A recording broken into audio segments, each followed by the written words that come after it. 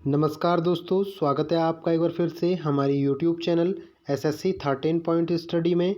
तो दोस्तों, आज का हमारा टॉपिक है हिस्ट्री से लेकर है, क्योंकि जो उत्तराखंड में आगामी परीक्षा होने वाली है फॉरेस्ट गार्ड की होने वाली है, पटवारी लेखपाल, और जो यूके डीएलएड का एग्ज़ाम भी होने वाला है, उस बेस पे मैं ये चैप्टर लेके आ रखा हूँ जो परीक्षा की दृष्टि से काफ़ी इंपॉर्टेंट होने वाला है। तो दोस्तों, इस टॉपिक को शुरू करने से पहले आपसे एक रिक्वेस्ट है, अगर चैनल पर नए आए हैं तो चैनल को सब्सक्राइब कीजिए, साथ ही बेल आइकन को प्रेस कीजिए। तो दोस्तों, आज की वीडियो शुरू करते हैं। हिस्ट्री का जो चैप्टर है हमारे पास वो है मराठा साम्राज्य, जिसमें नए राज्यों का क्या हुआ था, उदय हुआ था। तो जो बंगाल के जो प्रथम नवाब थे वो थे मुर्शिद कुली खां। मुर्शिद कुली खां 1700 कब से बनते हैं, 1713 से 1727 तक कौन रहते हैं, मुर्शिद कुली खां रहते हैं। फिर क्या बनते हैं, उनके दामाद, उसका दामाद था शुजाउद्दीन। कौन बनता है, शुजाउद्दीन क्या बनता है, उसका दामाद क्या बनता है, नवाब बनता है। और जो शुजाउद्दीन रहता है वह 1727 से 1739 तक रहता है। फिर शुजाउद्दीन का जो पुत्र होता है सरफराज खान, सरफराज खान भी नवाब बनता है। कब तक, सरफराज खान 1739 से 1740 तक नवाब बनता है। ओके, लेकिन सरफराज खां के बाद अली वर्दी खां और उसका दामाद मीर कासिम रहता है। लेकिन क्या करते हैं, अली वर्दी खां और की पुत्री कौन रहती है, अमीना बेगम। अमीना बेगम अली वर्दी खां की पुत्री रहती है, और जिसका पति रहता है मीर जाफ़र। कौन रहता है, मीर जाफ़र। तो मीर जाफ़र को प्रथम बार क्या बनाया जाता है, नवाब बनाया जाता है। पर क्यों बनाया जाता है, क्योंकि इसकी जो कहानी मैं आगे बताऊंगा आपको। और यह पहली बार बनता है 1757 से 1760, और दूसरी बार बनता है 1763 से 1765। तो दोस्तों, कहानी क्या होती है कि जब अंग्रेज़ों ने 1651 में प्रथम बार जो बंगाल में जो फैक्ट्री खोली थी, तो वह खोली थी 1651 में। किसकी अनुमति से खोली थी, शाह शुजा की अनुमति से खोली थी। फिर क्या हुआ कि उसी राजवंश की एक महिला का जिसका नाम था डॉक्टर बोटन था, द्वारा क्या किया उन्होंने कि चिकित्सा करने पर उसने क्या किया, अंग्रेज़ों को 3000 रुपये वार्षिक कर के बदले में क्या दिया, बंगाल, बिहार तथा उड़ीसा में कर मुक्त व्यापार की अनुमति दे दी। ओके दोस्तों, फिर क्या होता है कि 1698 में सूबेदार, जिसका नाम रहता है अजीम, उसका नाम रहता है अजीम उस शान, उसका नाम अजीम उस शान रहता है, ने क्या किया कि कंपनी को सुतानाती कलिकाता एवं गोविंदपुर की जमींदारी दे दी। ओके, फिर 1717 ईस्वी में क्या करते हैं वो कि मुगल सम्राट फर्रुखसियार ने 3000 रुपये वार्षिक कर के बदले में क्या दिया, अंग्रेज़ों को व्यापारिक छूट प्रदान की थी। ओके, अंग्रेज़ों को क्या कर दी थी, व्यापारिक छूट प्रदान की थी। तो फिर आते हैं हमारे मुर्शिद कुली खां। मुर्शिद कुली खां, देखिए दोस्तों, यहाँ पे देखिए, मुर्शिद कुली खां को औरंगज़ेब ने बंगाल का दीवान बनाया। किसने बनाया था, औरंगज़ेब ने मुर्शिद कुली खां को क्या बनाया था, बंगाल का दीवान बनाया था। जिसने मुर्शिद कुली खां को 1717 में बंगाल का सूबेदार बनाया। फिर क्या किया कि उसे 1717 में ही बंगाल का सूबेदार बनाया गया। फिर मुर्शिद कुली खां ने अपनी राजधानी कहाँ की थी, जब मुर्शिद कुली खां ने अपनी राजधानी कहाँ कर रखी थी, मुर्शिद कुली खां ने मुर्शिदाबाद स्थापित की थी। ओके दोस्तों, और फिर उसके बाद देखिए, नेक्स्ट देखिए दोस्तों,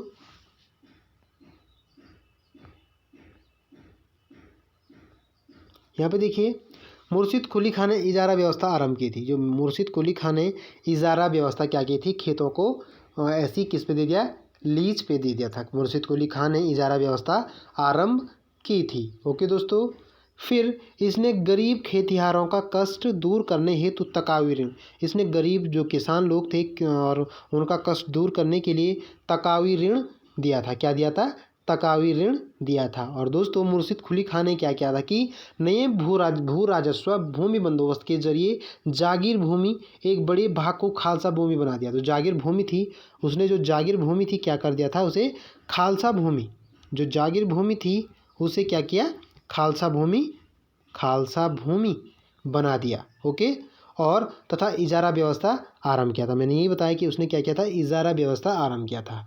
और क्या किया था मुर्शिद कुली खां ने, तो मुर्शिद कुली खां में तकावी ऋण, मैंने बता दिया कि मुर्शिद कुली खान ने क्या किया था, तकावी ऋण दिया था। ओके, उसके बाद आता है मुर्शिद कुली के बाद आता है सुजाउद्दीन, जो 1727 से 1739 तक रहता है। और सुजाउद्दीन क्या, सॉरी, मुर्शिद कुली खान 1727 में क्या कर देते हैं, स्वर्ग की ओर प्राप्त कर लेते हैं। ओके,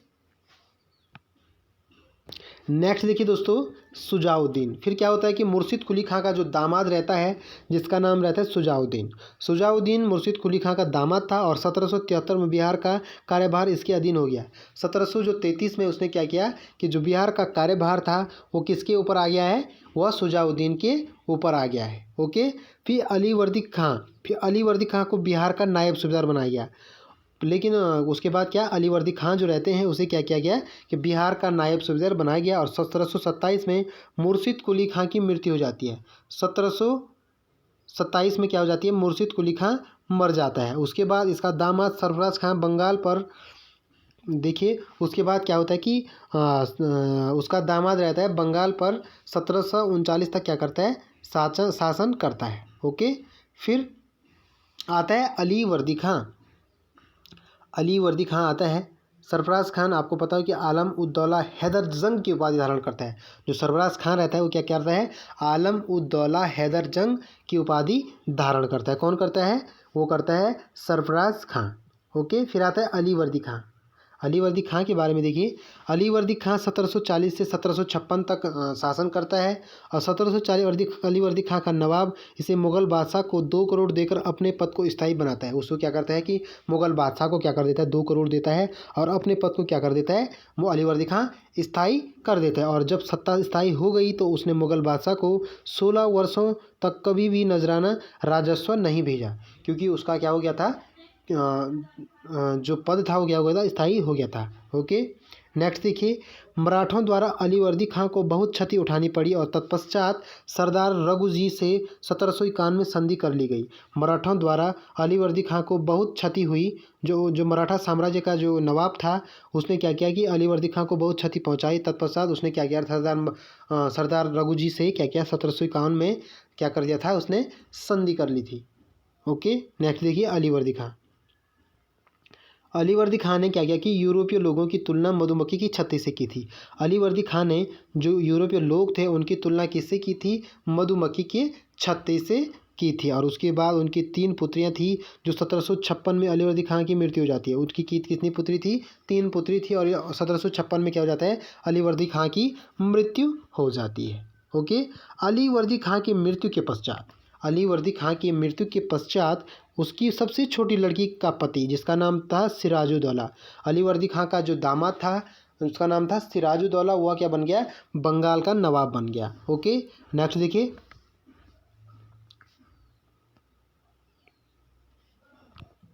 अब देखिए सिराजुद्दौला के बारे में देखिए कि अलीवर्दी खां की मृत्यु के बाद उसका दौहित्र किसे कहते हैं, पुत्री के पति को क्या कहते हैं, पुत्री के पति को कहते हैं दौहित्र। पुत्री के पति को कहते हैं दौहित्र कहते हैं। और सिराजुद्दौला क्या बनता है, उत्तराधिकारी बन जाता है। जो पुत्री का पति रहता है सिराजुद्दौला, वह क्या बनता है, उत्तराधिकारी बन जाता है। और 1756 में सिराजुद्दौला ने पूर्णियों की शौकत जंग के दमन हेतु, जो 1756 में क्या करता है कि सिराजुद्दौला पूर्णियों की शौकत जंग के दमन हेतु प्रस्थान मनिहारी का युद्ध करता है। वो अक्टूबर 1756 में सिराजुद्दौला और शौकत अली के बीच में क्या किसका युद्ध होता है, मनिहारी का युद्ध होता है, जिसमें सिराजुद्दौला शौकत अली को पराजित करता है। ओके, नेक्स्ट देखिए दोस्तों, 4 जून 1756 में सिराजुद्दौला ने कासिम बाजार पर आक्रमण किया। 4 जून 1756 में जो कासिम बाजार था उस पर सिराजुद्दौला, जो अलीवर्दी खां का दामाद रहता है, जो उनकी सबसे छोटी बेटी का पति रहता है, उसको क्या बनाता है, शासक बनाता है। और वह क्या कर देता है कि 4 जून 1756 में सिराजुद्दौला ने कासिम बाजार पर आक्रमण किया। और सिराजुद्दौला 20 जून 1756 को फोर्ट विलियम पर अधिकार कर लेता है। वो 20 जून 1756 को कासिम बाजार पर आक्रमण करने के बाद वह फोर्ट विलियम पर अधिकार कर लेता है। और उसके बाद वह ब्लैक होल की घटना होती है 20 जून 1756 में। जब 20 जून 1756 को ब्लैक होल की घटना होती है तो उसमें क्या हो जाता है कि हॉलवेल द्वारा बताया जाता है। एक अंग्रेजी बंदी रहता है, वह क्या कर देता है, वह कहता है कि हॉलवेल बताता है कि नवाब ने क्या किया कि 20 जून 1756 रात को 146 अंग्रेज बंदियों को एक कमरे में बंद कर लिया। अगले दिन हॉलवेल सहित 23 व्यक्ति जिंदा बचे। यह घटना ब्लैक होल त्रासदी के नाम से जानी जाती है। उसमें से क्या हो गया, 146 लोगों को एक ही कमरे में बंद कर दिया गया, जिसमें से क्या हो गया कि 23 व्यक्ति जिंदा बचे और सब मर गए थे, जिसे क्या क्या क्या कहा गया, ब्लैक होल त्रासदी के नाम से जाना गया। ओके, उसके बाद लड़ा जाता है प्लासी का युद्ध। तो प्लासी का जो पृष्ठभूमि होता है वह क्लाइव के साथ सिराजुद्दौला का युद्ध होता है। उसमें क्लाइव ने मनिक चंद को रिश्वत देकर, जो मनिक चंद रहता है उसे क्या करता है क्लाइव, जो मनिक चंद सिराजुद्दौला का एक सेनापति रहता है, वह उसे रिश्वत देकर 2 जनवरी 1757 कलकत्ता पर अधिकार कर लेता है। उसको रिश्वत कर देकर उसको क्या करा देता है, वो क्लाइव को कलकत्ता पर अधिकार करने के लिए क्या कर देता है, सहायता करता है। तो 9 फरवरी 1757